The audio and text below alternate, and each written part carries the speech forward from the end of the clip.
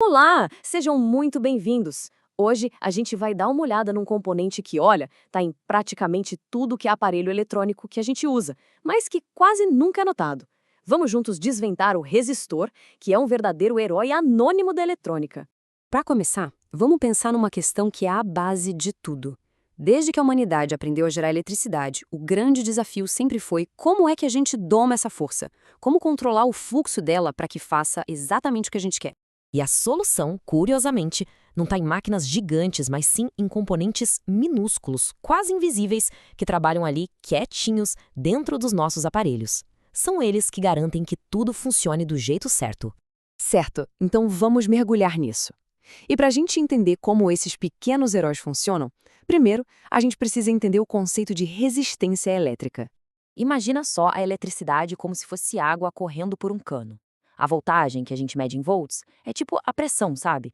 É a força que empurra essa corrente elétrica para frente. É, basicamente a energia que bota tudo para se mover. Só que, um fluxo de eletricidade totalmente descontrolado não serve para muita coisa. Aliás, pode ser até bem perigoso. Para criar algo útil, tipo acender uma lâmpada ou fazer um computador rodar, a gente precisa de precisão, a gente precisa controlar essa corrente. E é exatamente aí que entram os nossos heróis. Então vamos conhecer de perto os resistores, os verdadeiros guardiões do circuito. São eles os responsáveis por colocar ordem nesse fluxo todo de elétrons.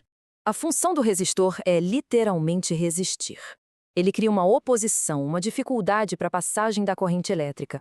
E essa propriedade a gente chama de resistência, medida numa unidade chamada ohm. Eles são o que a gente chama de componentes passivos, o que pode até soar como algo sem muita importância. Isso quer dizer que eles não geram energia. Pelo contrário, eles a consomem, transformando em calor. Mas olha, não se engane, essa capacidade de atrapalhar o fluxo é o que dá a eles um poder de controle gigantesco. Essa relação entre voltagem, corrente e resistência é tão, mas tão fundamental que tem até uma lei própria, mundialmente conhecida como a Lei de Ohm.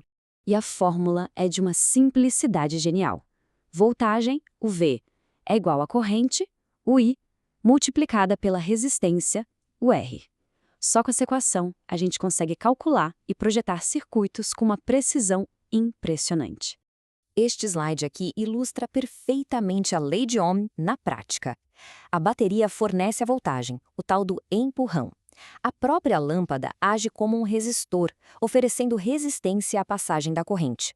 E é justamente ao vencer essa resistência que a energia elétrica se transforma em luz e calor. Se a resistência da lâmpada for a ideal para a voltagem da bateria, ela acende direitinho. Tá, mas aí o ponto principal é, onde é que a gente encontra esses componentes? E a resposta é simples, em absolutamente todos os lugares. Vamos ver alguns exemplos de resistores em ação. Sejam num projeto de garagem onde o pessoal solda cada pecinha com o maior cuidado, ou em placas de circuito super complexas, os resistores são a base de tudo. Eles são os primeiros componentes a serem pensados, porque são eles que ditam como a energia vai se comportar. Um errinho no valor de um resistor de centavos pode, por exemplo, queimar um processador caríssimo. É desse nível de importância que a gente está falando. Olha que exemplo genial que a gente usa todo dia sem nem perceber. Dentro do tanque de combustível tem uma boia. O braço dessa boia desliza num componente chamado potenciômetro, que nada mais é que um resistor variável. Tanque cheio, a boia está lá em cima, a resistência é baixa. Conforme o combustível vai acabando, a boia desce, a resistência aumenta. E é essa mudança precisa na resistência que o painel do carro lê para nos avisar a hora de abastecer. A versatilidade deles é enorme. Existem resistores que são sensíveis à luz, os famosos LDRs. Pensa na iluminação da rua, que acende sozinha quando escurece. O olho desse sistema é um LDR. Quando fica escuro, a resistência dele aumenta muito, e isso permite que a corrente passe e acenda a lâmpada. É um interruptor automático, inteligente, e tudo graças a um simples componente que reage ao ambiente. Tudo isso é fascinante na teoria, mas e na prática, no mundo real? Como saber se um resistor está funcionando direito ou se deu algum problema? Para isso, a gente precisa de uma ferramenta que é essencial para qualquer pessoa que mexe com eletrônica. Este aqui é o multímetro. Pensa nele como se fossem os olhos de quem trabalha com eletrônica, uma ferramenta que permite enxergar o que está acontecendo dentro de um circuito. Com ele, a gente mede as 3 grandezas fundamentais: voltagem, corrente e, claro, resistência. O processo de teste é bem direto.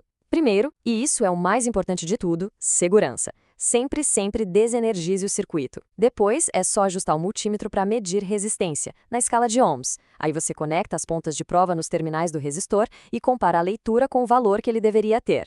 E como saber o valor esperado? Na maioria dos resistores, a resposta está naquelas listras coloridas no corpo dele.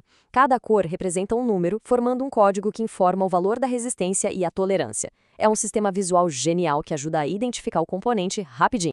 A leitura no visor tem que ser bem próxima do valor nominal do resistor. Se um multímetro mostrar um valor muito, muito alto ou até infinito, isso geralmente quer dizer que o resistor está aberto, ou seja, queimou e está interrompendo o circuito.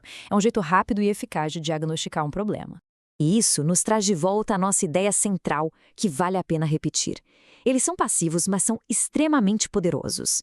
Esses pequenos componentes são a prova de que, na eletrônica, o controle preciso é tudo. Sem eles, a tecnologia moderna, do smartphone à cafeteira, simplesmente não existiria. O resistor é só a porta de entrada para um universo fascinante de componentes. Então, fica a pergunta: qual peça desse quebra-cabeça eletrônico a gente deveria analisar a seguir? O capacitor? O transistor? O mundo da eletrônica está cheio de outros heróis anônimos, só esperando para serem descobertos.